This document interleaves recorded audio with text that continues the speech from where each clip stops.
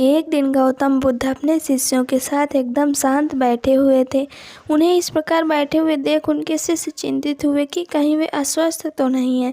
एक शिष्य ने उनसे पूछा कि आज वो मौन क्यों बैठे हैं, क्या शिष्यों से कोई गलती हो गई। इसी बीच एक अन्य शिष्य ने पूछा कि क्या वो अस्वस्थ हैं, पर बुद्ध मौन रहे। तभी कुछ दूर खड़ा व्यक्ति जोर से चिल्लाया, आज मुझे सभा में बैठने की अनुमति क्यों नहीं दी गई।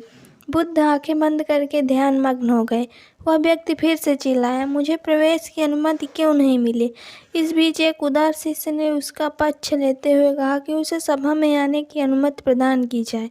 बुद्ध ने आंखें खोली और बोले, नहीं, वह अछूत है, उसे आज्ञा नहीं दी जा सकती। यह सुन शिष्यों को बड़ा आश्चर्य हुआ। बुद्ध उनके मन का भाव समझ गए और बोले, हाँ, वह अछूत है।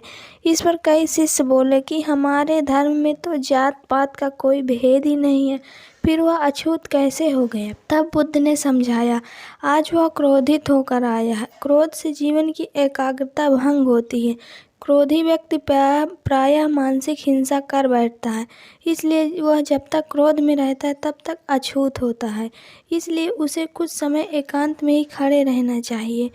क्रोधित शिष्य भी बुद्ध की बातें सुन रहा था। पश्चाताप की अग्नि में तपकर वह समझ चुका था कि अहिंसा ही महान कर्तव्य व परम धर्म है। वह बुद्ध के चरणों में गिर पड़ा और कभी क्रोध न करने की शपथ ली।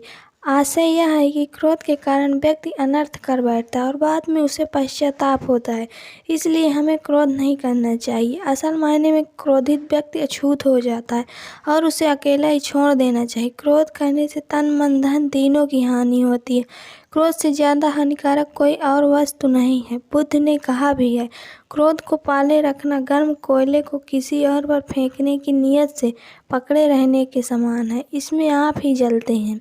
तो दोस्तों, अगर आपको ये कहानी ज़रा सी पसंद आई हो तो प्लीज़ वीडियो को लाइक कीजिए, चैनल को सब्सक्राइब कीजिए और हमें कमेंट करके बताइए कि आपको कहानी कैसी लगी।